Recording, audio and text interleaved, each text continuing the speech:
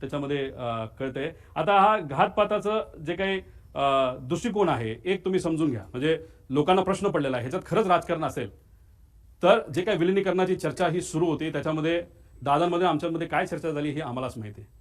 याच्यामध्ये एक चर्चा अशी असू शकते की आम्ही एनडीए बरोबर सत्तेत जाणार, आम्ही म्हणजे आमचा पक्ष, आणि ही गोष्ट काही लोकांना आवडत नसावी. नाही तर दुसरा जो सिनारिओ आहे, दृष्टिकोन आहे की दादाच एनडीएमध्ये राहणार नाहीत, दादाच एनडीएतून बाहेर निघतील आणि रस्त्यावरची सामान्य लोकांची साठीची लढाई आमच्यावर लढतील, आणि हा दृष्टिकोन एका गटाला आवडला नसावा. त्यामुळे ह्याच्यामध्ये जर राजकारण असेल आणि ह्याला जर घातपात असं आपल्याला म्हणावं लागेल आणि राजकारण आणायचं असेल तर या दोन दृष्टिकोनापैकी एक दृष्टिकोन कुठला तरी असावा, आणि त्या दृष्टिकोनाला पाठिंबा देणारा एक जो गट आहे तो याच्या मागे असू शकतो असंही आपल्याला त्या ठिकाणी म्हणता येईल. पण एक अजून जाता जाता एक सर्वात महत्त्वाची गोष्ट आहे की कदाचित जे जिल्हा परिषद पंचायत समितीचे अजितदादांच्या पक्षातले जे कुठले उमेदवार आहेत त्यांना हा मुद्दा कळेल. जेव्हा नगर परिषदचं इलेक्शन झालं होतं, नगरपंचायतचं इलेक्शन झालं होतं, महानगरपालिकेचं इलेक्शन झालं होतं, तेव्हा दादा सगळ्या गोष्टीचं नियोजन त्या ठिकाणी बघत होते. आजच्या राजकारणामध्ये काम करत असताना, इलेक्शन लढत असताना आपल्याला कशाची जरूरत असते तर आपल्याला मार्गदर्शक प्रमाणपत्र आणि कागदांची जरूरत असते. मार्गदर्शक कागद हे काय असतात हे कधीतरी मी नंतर त्या ठिकाणी आपल्याला सांगेल. पण एखादं मोठं इलेक्शन असेल तर मार्गदर्शक कागद हे जास्त लागतात, छोटं इलेक्शन असेल तर कमी लागतात. पण दादांचा हा अपघात होण्यापूर्वी सगळं नियोजन हे दादा करायचे, पण त्या कागदांचं मार्गदर्शक जे कागद आहेत त्याचं डिस्ट्रीब्युशन हे दुसरा कुठला तरी नेता करायचा.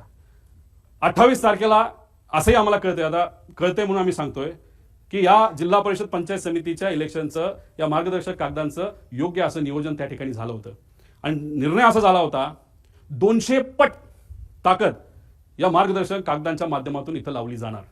सगळं ठरलं, सगळं झालं.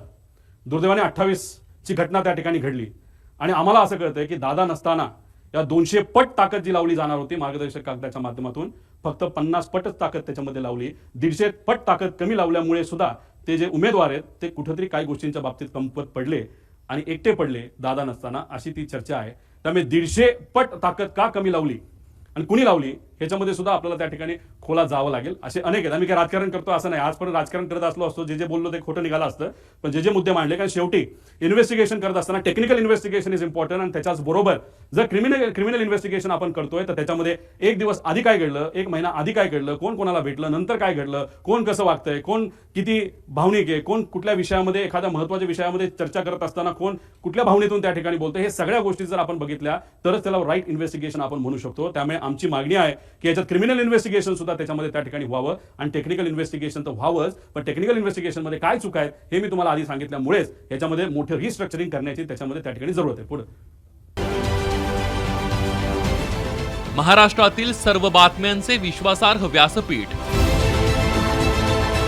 सकाळच्या सर्व सोशल मीडिया प्लॅटफॉर्मला लाईक, फॉलो आणि सबस्क्राईब करा.